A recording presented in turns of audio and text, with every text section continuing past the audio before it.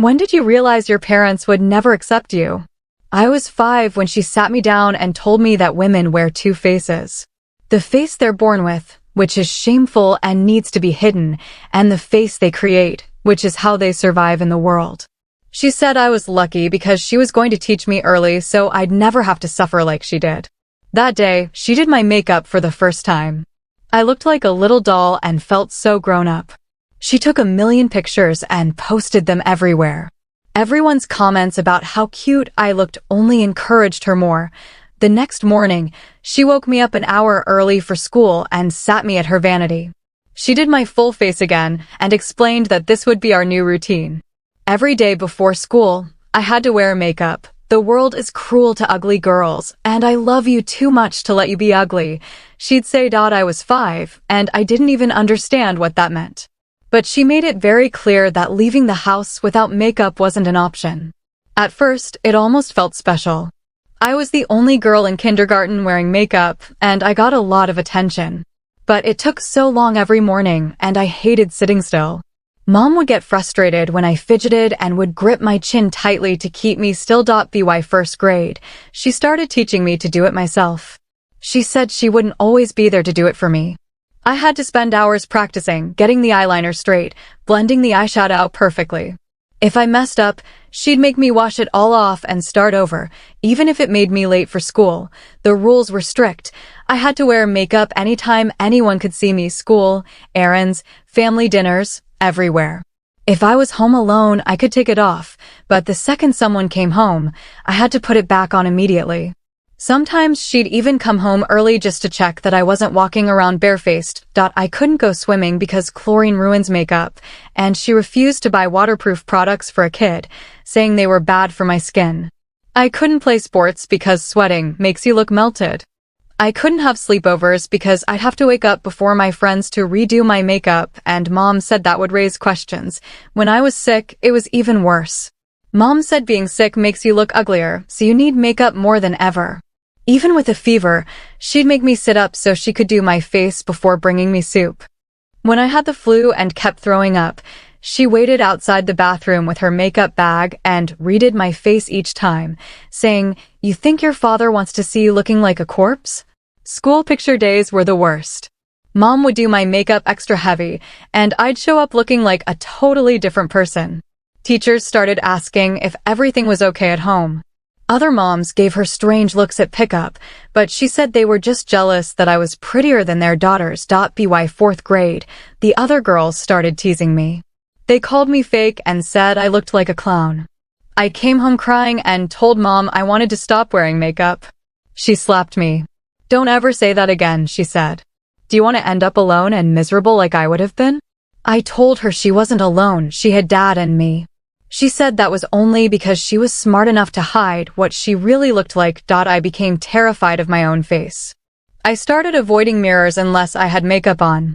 I didn't even know what I truly looked like anymore. Was I really ugly like Mom said?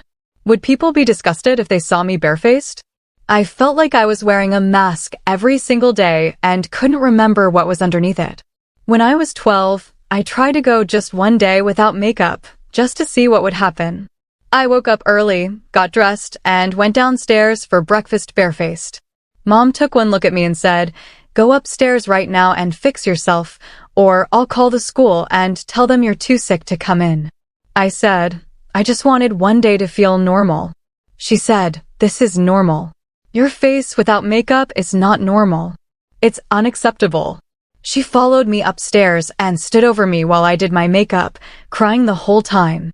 "I'm doing this because I love you," she said. "One day you'll understand." But neither of us knew how much worse things were going to get. The next morning, I woke up and my face felt wrong. The skin around my eyes was tight and sore, like it had been stretched too much. When I touched it, I felt tiny bumps, rough and raised. Looking in the mirror, I saw small red dots clustered where my eye makeup always sat the thickest. My stomach dropped. I knew exactly what Mom would say, that I needed more coverage, heavier products, better application. The thought made me want to crawl under the blankets and hide. But I heard her footsteps in the hallway. I had maybe 30 seconds before she came in. I sat down at my vanity and stared at my reflection. The bumps, the redness, the raw skin. The makeup hadn't protected me like she always said it would. It was hurting me instead. Mom opened the door without knocking. One look at my face and she crossed the room in 3 steps, grabbing my chin and turning my head toward the window light.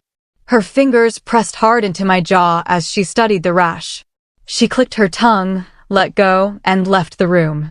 A minute later, she came back carrying her makeup bag and a tube of concealer I'd never seen before.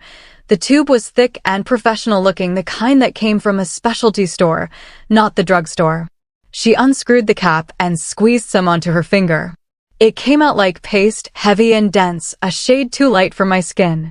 I opened my mouth to say something, but she was already applying it, dabbing it over the bumps with rough, impatient motions that made me wince. The concealer felt like clay drying on my face. She worked quickly and silently, layering the product over my irritated skin. I sat frozen at the kitchen table, where she'd moved me. My hands were clenched in my lap.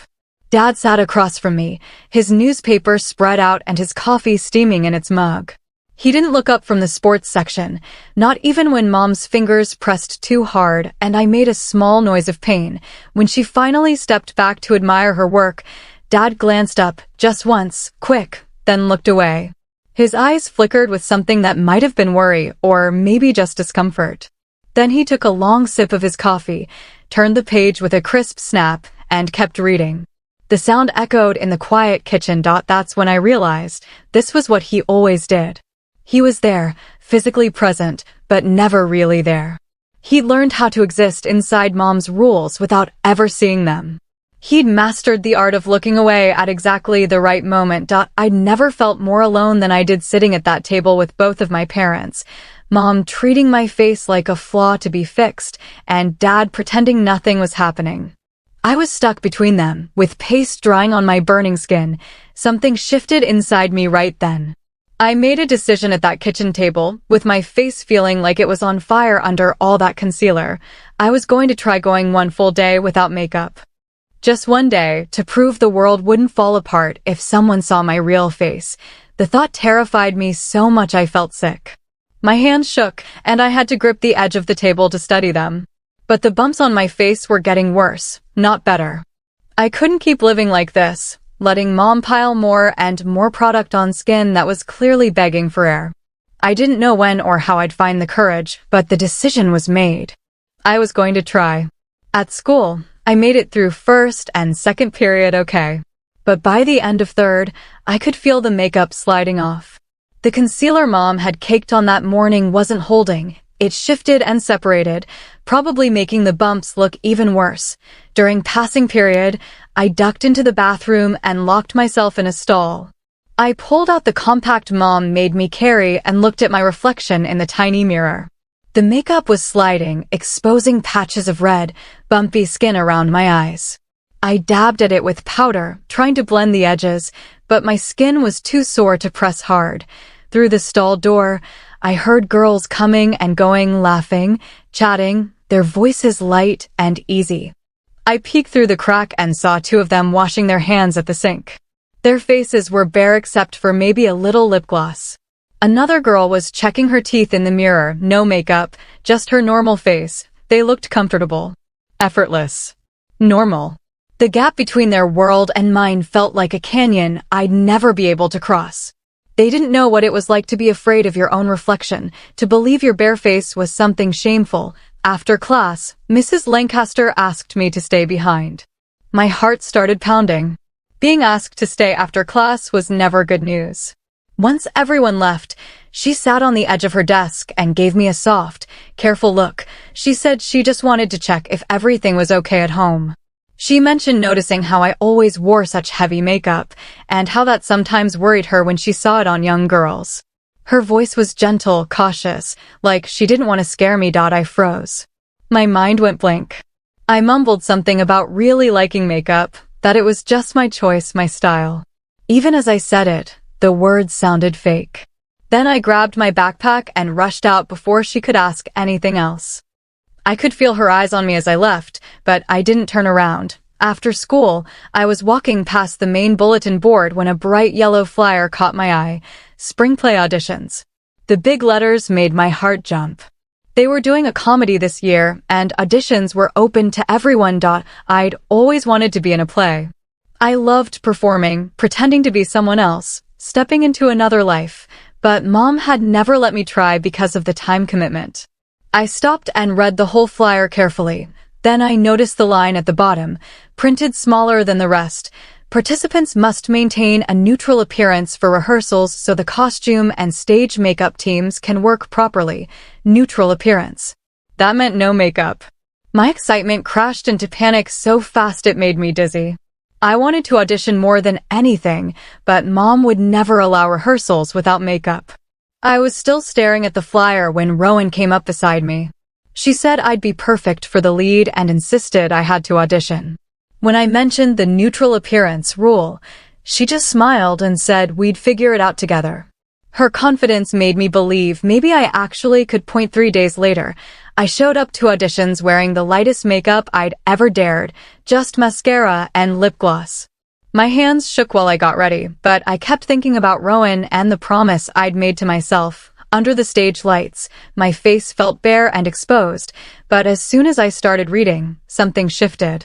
For the first time, I felt present in my own skin. No mask, no layers, just me. The director smiled and said it was exactly what she was looking for. I'd nailed it. That night, I floated home on a high until I found Mom standing in my doorway, holding the rehearsal schedule she'd pulled from my bag. Her face was white, then red. The note about the bare face requirement was highlighted in her shaking hand. I knew I was in trouble. Dinner felt like waiting for a verdict. Mom spoke in a calm, icy tone, saying makeup wasn't vanity, it was survival. The world was cruel to imperfect women, and she loved me too much to let me be one. Dad stayed silent, cutting his food smaller and smaller, never looking up. That's when I realized he would never protect me. Then Mom turned to the play. She said if I showed up to even one rehearsal without full makeup, she'd pull me out and call the school. The freedom I'd tasted vanished in seconds. I wanted to argue but couldn't find the words. The next morning, Mom made me wear even heavier makeup to set an example. It felt suffocating. Between classes, the tears just started coming, streaking my eyeliner down my cheeks. That's when Whitney, the school counselor, appeared beside me. She touched my shoulder gently and asked if I wanted to talk. I hesitated, afraid she'd make things worse, but something in her calm, patient silence made me follow her to her office anyway. Whitney handed me tissues and didn't push me to talk right away. She just let me cry until the words finally came. That night, after Mom and Dad went to bed, I crept downstairs and slipped out onto the back porch. The night air hit my bare face and it felt incredible, cool, free, real. For 5 whole minutes, I just sat on the steps and felt like myself. Then I heard footsteps and panicked, rushing back inside. Mom was in the kitchen getting water. She looked at me but didn't say anything. My heart pounded like I'd done something wrong. The next morning, Mom posted old photos of me, 6 years old, full makeup, on her social media. Compliments poured in, but some comments asked why a child needed makeup. I noticed later she'd deleted those ones. She was curating the truth, shaping the world to fit her version of it. That night, staring at the ceiling, I made a choice. I needed help.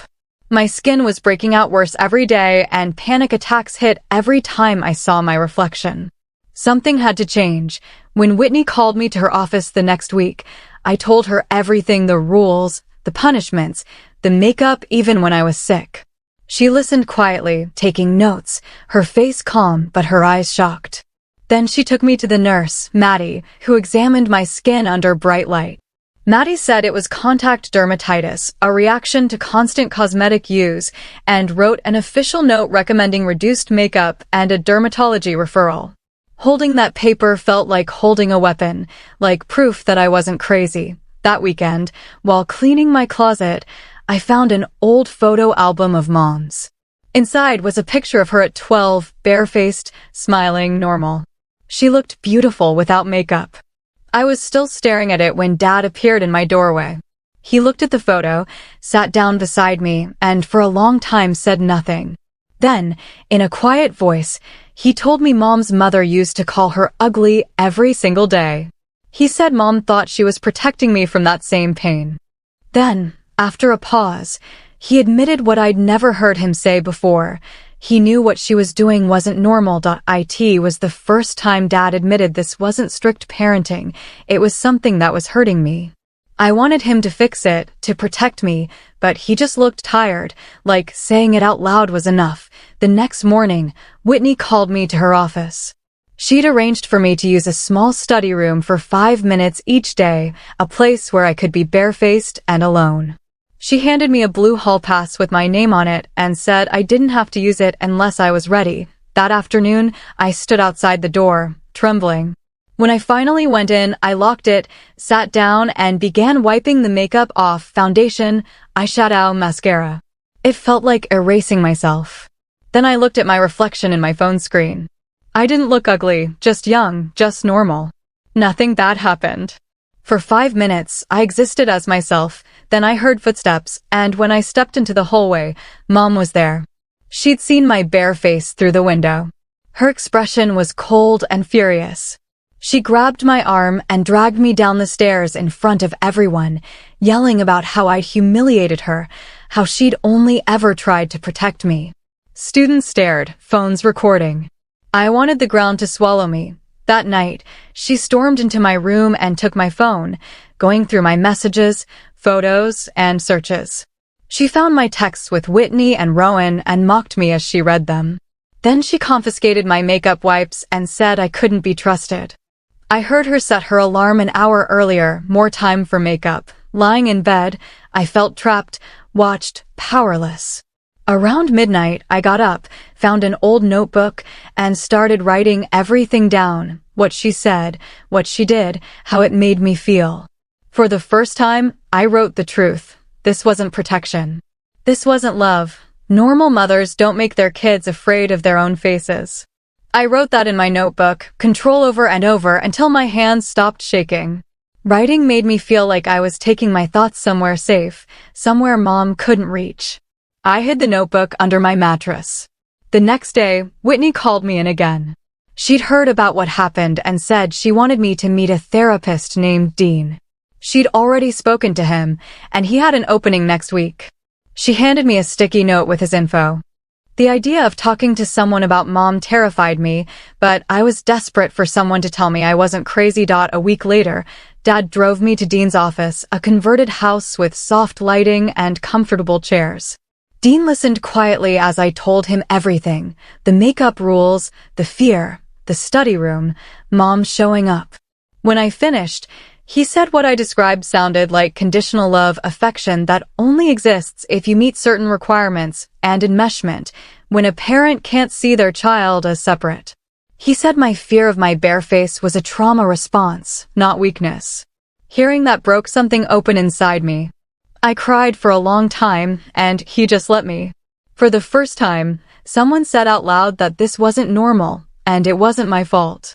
The next morning, I tried a small change: lighter makeup, just foundation and mascara. Mom noticed instantly. She stood up, furious, called me lazy, and dragged me upstairs. She scrubbed my face raw and redid everything herself: heavy foundation, dark eyeshadow, bright lipstick. She said this was acceptable, that anything less was disrespectful to her. That afternoon, the theater director called. She offered me the lead role in the spring play, my dream part. But rehearsals would require bare faces for blocking. That night at dinner, I told Mom. She listened until I got to that part, then said no. I tried to explain how important it was, but she cut me off, said if the role required me to show my real face, it wasn't a role worth having. She said she'd email the director to decline. She said the discussion was over. After dinner, I heard her typing in her office. She was really emailing the director. I'd lost the role. The next day, Rowan found me at my locker and invited me over for a quiet weekend: face masks, skincare, nail polish, just normal teenage stuff. I wanted to say yes so badly, but the thought of taking off my makeup in front of anyone made my chest tighten. I told her I couldn't. When I admitted I was scared of my own face, she didn't judge or push. She just said the invitation would always be there. The next morning, Dad's coffee cup was already in the sink. His car was gone. He'd started leaving early, avoiding Mom's morning makeup sessions. It hit me that he wasn't just silent, he was choosing not to see it. That hurt worse than anything Mom said. I wrote it in my journal that night. Dad's silence was betrayal. I was on my own in this house. A week later, Whitney invited me to a small swim group at the school pool. Just a few students, closed doors, no pressure. The thought of swimming barefaced terrified me, but I said yes. That Saturday, I lied to Mom and said I was going to the library. The pool. I stood in front of the mirror with a makeup wipe for a long time before finally wiping everything off. My reflection looked like a stranger. But when I jumped into the cold water, it felt clean and freeing. For 1 hour, I was just a normal girl having fun. When Sarah told me I looked pretty without makeup, I almost cried. No one had ever said that before, but when I got home, Mom was waiting in the hallway. She sniffed my hair and saw the chlorine on my location history. She exploded, yelling that I'd humiliated her, that I couldn't be trusted. She grabbed my phone, said she'd install trackers and check on me every hour. Dad came downstairs during the shouting, but he didn't say a word. He just watched.